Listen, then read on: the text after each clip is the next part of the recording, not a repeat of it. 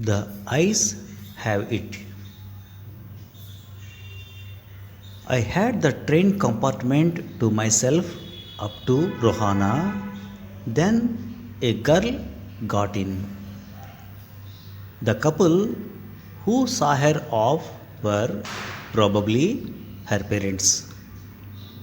They seemed very anxious about her comfort, and the woman gave the girl detailed instructions as to where to keep her things, when not to lean out of windows, and how to avoid speaking to strangers.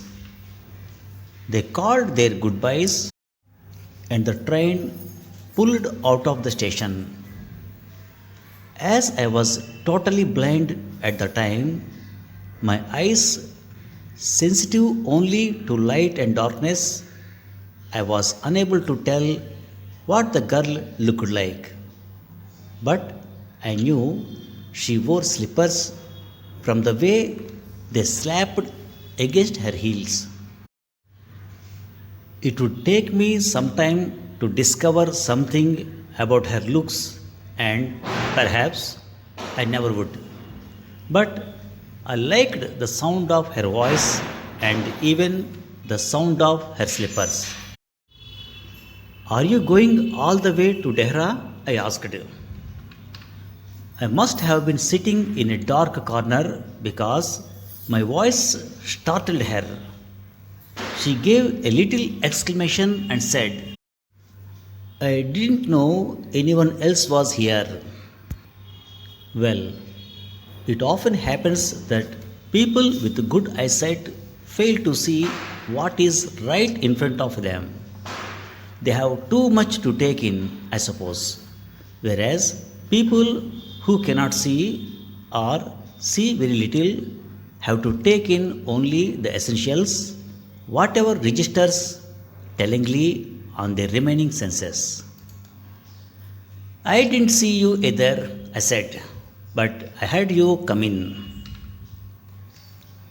I wondered if I would be able to prevent her from discovering that I was blind. Provided I keep to my seat, I thought it shouldn't be too difficult. The girl said, I am getting off at Saharanpur. My aunt is meeting me there. Then I had better not get too familiar, I replied. Aunts are usually formidable creatures.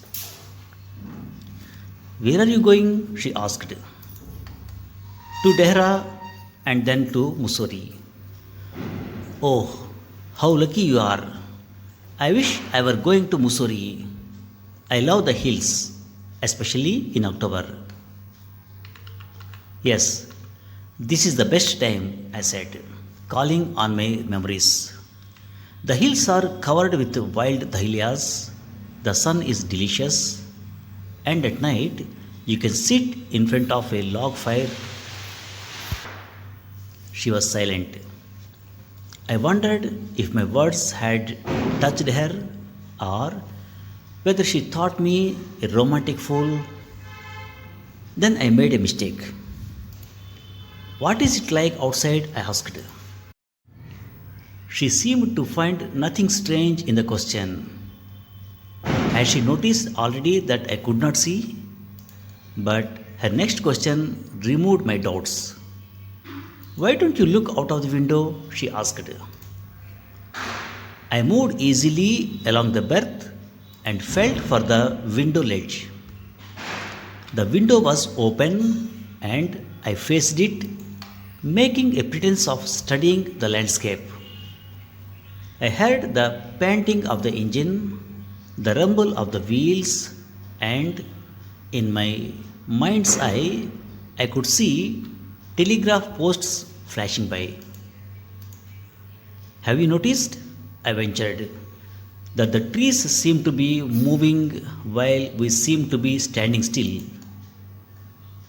That always happens, she said. Do you see any animals? No, I answered quite confidently. I knew that there were hardly any animals left in the forests near Dehra. I turned from the window and faced the girl, and for a while we sat in silence. You have an interesting face, I remarked. I was becoming quite daring, but it was a safe remark. Few girls can resist flattery. She laughed pleasantly, a clear, ringing laugh. It is nice to be told I have an interesting face. I am tired of people telling me I have a pretty face. Oh, so you do have a pretty face, I thought. And aloud I said, well, an interesting face can also be pretty. You are a very gallant young man, she said. But why are you so serious? I thought then that I would try to laugh for her, but the thought of laughter only made me feel troubled and lonely. We will soon be at your station, I said. Thank goodness it is a short journey. I can't bear to sit in a train for more than 2 or 3 hours. Yet I was prepared to sit there for almost any length of time just to listen to her talking. Her voice had the sparkle of a mountain stream. As soon as she left the train, she would forget our brief encounter. But it would stay with me for the rest of the journey and for some time after. The engine's whistle shrieked, the carriage wheels changed their sound and rhythm. The girl got up and began to collect her things. I wonder if she wore her hair in a bun or if it was plaited. Perhaps it was hanging loose over her shoulders. Or was it cut very short? The train drew slowly into the station. Outside, there was the shouting of porters and vendors, and a high pitched female voice near the carriage door. That voice must have belonged to the girl's aunt. Goodbye, the girl said. She was standing very close to me, so close that the perfume from her hair was tantalizing. I wanted to raise my hand and touch her hair, but she moved away. Only the scent of perfume still lingered where she had stood. There was some confusion in the doorway. A man getting into the compartment stammered an apology. Then the door banged and the world was shut out again. I returned to my berth. The guard blew his whistle and we moved off. Once again, I had a game to play and a new fellow traveler.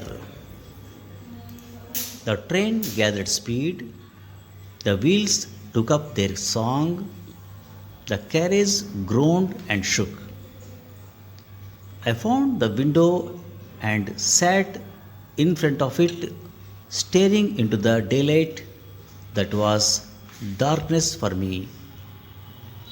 So many things were happening outside the window. It could be a fascinating game guessing what went on out there. The man who had entered the compartment broke into my reverie. You must be disappointed, he said. I am not nearly as attractive a traveling companion as the one who just left. She was an interesting girl, I said. Can you tell me Did she keep her hair long or short? I don't remember, he said, sounding puzzled. It was her eyes I noticed, not her hair. She had beautiful eyes, but they were of no use to her. She was completely blind. Didn't you notice it? I sat in silence.